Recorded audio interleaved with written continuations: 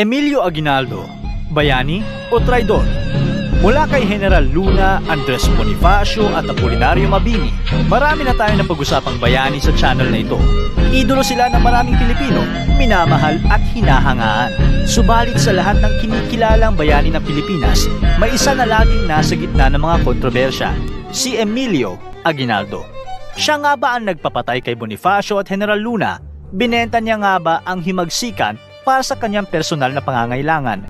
Isa nga ba siya ang bayani o isang traidor? Si Emilio Aguinaldo E. Fami ay ipinanganak noong March 22, 1869 sa Cavite El Viejo, Cavite. Siya ang pangpitong anak ni Carlos Aguinaldo E. Hamir, isang Tagalog na may halong Inchik, at Trinidad Fami E. Valero, at nag-aral ng sekundarya sa Colegio de San Juan de Letran. Si Emilio Aguinaldo at Andres Bonifacio.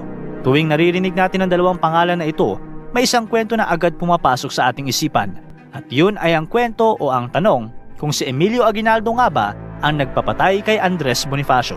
At kung hindi nyo pa napanood ang video namin tungkol kay Andres Bonifacio, ang simpleng sagot sa tanong na ito ay oo. Sa huli, sa kanyang utos namatay si Bonifacio at ang kanyang kapatid.